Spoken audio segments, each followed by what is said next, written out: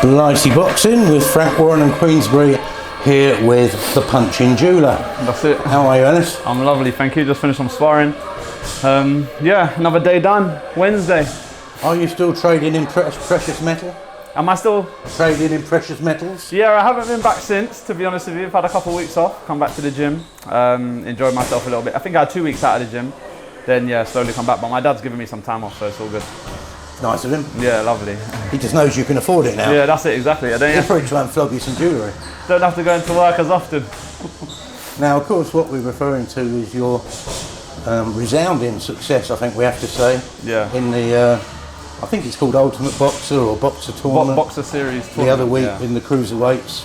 I remember speaking to you briefly over there before. I think it was the week before. Yeah. And you had this sort of aura about you, which was just, I'm going to win this, no questions about it. Yeah. You took that in on the night, didn't you? Yeah, I was super confident. I know that the sparring that I'd been getting, I sparred the likes of Dan Aziz, who, even though he's a light heavyweight, he's really strong.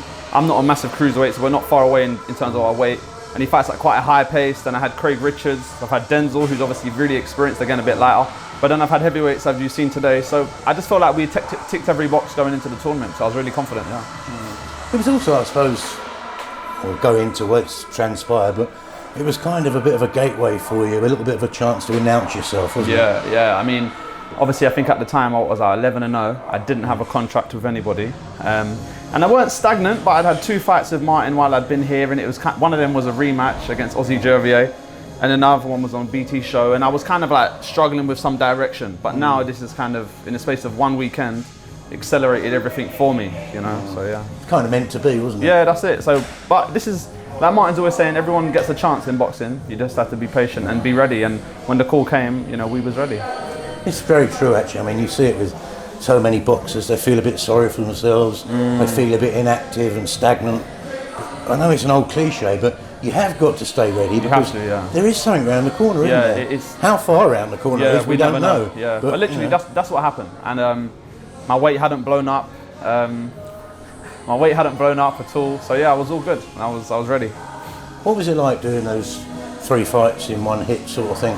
I mean, people think about, if you start fast, you're going to finish slowly and all that. What is it really like to go through it? To be honest, I don't really know. I hadn't ever done that in the amateurs. I had 3 amateur fights, so I never did amateur tournaments like that. I tried to do it a little bit in sparring, but on the day of the fight, because of TV times, you never know how long you're going to get, so it's hard to mimic it. It's a quick turnaround, Yeah, isn't it? It was quite quick. I think the first one, I went first, I had an hour. Then between my second and the third, I had about half an hour. But like I said, on the weekend, we was all in the same pair of shoes. It wasn't one rule for me, different for someone else. We was all in the same boat. It was just about being mentally focused and concentrating, not getting too giddy if you win your first fight or your second fight. Just one round. I was doing 1 round at a time, one fight at a time. It looked like you were conserving a little bit. You didn't go stupid. You kind of think probably boxed a little bit within yourself. Yeah, I was kind of like, I don't want to say I was in second gear because that's kind of disrespectful, but you were saving something up. I was cautious of the fact that, okay, I've not done this before. I don't know who I'm going to get in the final, but that's what makes the tournament so exciting at the same time. But yeah, I had better skill set, better defense than any of my opponents, and I was able to kind of just box clever and make my way through the fights. It's a great sort of testament to yourself and also a reward for the fact that you had, like, I think when you came here, it was like the 9 low-key fights. Yeah. You didn't really feel like you were getting anywhere. Yeah. You made a bold move. You came to where you wanted to be with the hope of developing into something. Yeah. And it's happened. And now it's happened. To be honest, I didn't expect it to happen with Sky or with Boxer, because obviously I'm at the Peacock Gym. I thought it would happen initially with Frank, but again, that's the benefit of these tournaments. Sky was hosting it, but now going forward, Frank's going to be taking care of my career anyway, so it's all good. We'll come on to that in a second. Okay. But I mean, have you had a lot of feedback and stuff like that from taking part in that tournament? It's quite high profile, isn't it? Yeah, my social media's flown up. I think I've got like 1,300 followers like overnight. Asking to lend a tenner? Yeah, a few of them were, to be honest. But yeah, everyone was just saying it's similar to what you were saying, like I boxed in second gear, I looked a level above, like really showed that I was like a step above the field, and when I watch it back I think I showed that as well, to be honest. So I've got no bad feedback at all good. Let's move things up today. about a week or so ago, you went in to see Frank. Yeah. Tell us about that. What's been Yeah, said? so I went in to see Frank. He was, congratulated me on my performance, on winning the tournament, and offered me a contract going forward. So we're going to go in again, me, Martin and Tony, see him hopefully this week. We're going to go in again and finalise some things. But yeah, going forward, Frank will be handling my career. So I'm over the moon with that. So you kind of got your objective sort of kind of sorted there, haven't you? 'Cause Yeah. like you say, it's probably what you had in mind when you came Yeah, in. initially, when I came in, like I said, when I was 9-0, that's what I wanted to happen kind of straight away. But obviously you got to not just prove yourself to Frank, but now I've got something that he can sell. I'll always be the boxer tournament winner. I'm now 14-0, number 10 in box rec.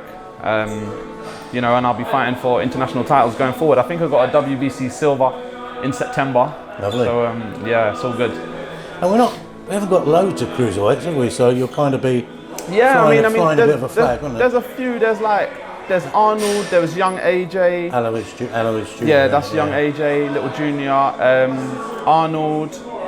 That's it, isn't it? I think there's one more that they signed, trains with Stevie B. But them guys have all had like less than 5 fights. So as talented as they are, I'm just at a different position at the moment. I've had 14 fights. I'm ready to fight for titles like ASAP straight away. So yeah, there's no one really around me in the Frank Warren stable. So hopefully I can be pushed and focused on like that. Yeah. Absolutely. Now, it's got to be said, a lot of people assume, but you go in that tournament, you win it, they think you signed with Sky, don't they? Yeah. So, but it's not convention, is it? I mean, you can do what you want, can't you? Yeah, I mean, and so can they, to be honest with you. It's just how they sell it on TV. But like I said, when I came here when I was 9-0, I had the intention of signing with Frank, and now that I've won the tournament, nothing's changed. Yeah. So September, a title fight. So there's no messing from now on. It's just straight in, real fights all the way. You don't need all the 6 rounders, I've done it rounders, now. do you? I've done it. Like I said, when I was 9-0, I had 2 6-rounders, and the way I dealt with them kind of showed that it's going to be really difficult to match me with Journeyman, the kind of money they was asking for as well. And then winning the tournaments, beating 2 undefeated fighters against Ricky Reeves and Jamie Smith, who was a well-renowned amateur, really good amateur, Jamie Smith. And so now I'm ready, I'm ready. And I prefer the longer distances. The 3-round thing for me was horrible. It was like, I prefer to do the 10-round thing. That's what we train for, so yeah. I saw a couple of little interviews you did in the aftermath of your success. Was there a little bit of angst in there? There's some things you'd seen on social media or something like that? Oh, about fighters calling me out, you mean? Some of the fighters in the tournament? Former manager or something, was it? Or? A former manager? Oh, right. So Goodwin, Steve Goodwin used to manage me before I came to Martin. Yeah. And obviously Jamie Smith is managed and definitely promoted by Steve Goodwin. And Goodwin put out on his YouTube channel, in a nutshell, that I'm not ready to be in the tournament. My record is really padded. I haven't got the amateur experience. This is what he's been saying for a while. Yeah, he gave me, and credit to him, he gave me 9 fights in quite a short space of time. But then it was just kind of like, not a good feeling, because I do like Jamie Smith and his team and his coach, but it was a kind of a good feeling to fight Jamie and beat, one of Goodwin's fighters, because on his podcast he was saying all of this. But and I don't get too caught up in it, because it's just over my head. It doesn't matter at the end of the day. But yeah. But like I said, I was glad to win, and that's it. And of course now in the gym, because you're one of the biggest, if not probably the second biggest, you get lumbered with sparring Lucian Atana, who is an absolute brick. Yeah, he's 6'9", he's 5-0, 5 knockouts. Doesn't speak great English, but he can punch. He's kind of heavy-handed. He's a work in progress, but yeah, it's good sparring for me, because like I said, when I first come here, I was sparring Dan Aziz a lot, and it's good to have someone bigger than me. I know Lucian's quite a bit bigger than me, but it's still good to have another face in the gym. Yeah, I'm just trying to think if there's any cruiserweights that size. I don't think there is. Maybe Jordan Thompson. He's a big boy. Yeah, he's big. But yeah, it's all good training with Lucian, sparring with Lucian. Yeah. So then, we look forward to September. Yep, I think it's mid-September. I don't have a date yet. Again, I'm going to be going to see Frank, but I know it should be for a WBC silver. Fingers crossed. London show. Yeah, and that's it. I hope to get a good spot on the show, be quite high on the card. If I can get in a good performance, a stoppage, or outbox my opponent and then get a stoppage, then the ball's rolling. And I'm really excited to go after that. I do want to fight for the British after that, or somewhere along the line. But yeah, I think it's vacant at the moment. Yeah. But it is vacant. I think Luau and Juma are meant to be fighting for it.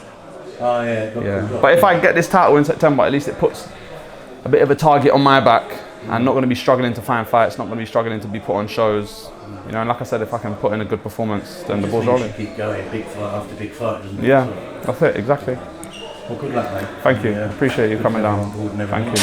Look forward to it. Lovely. Appreciate it. Cheers.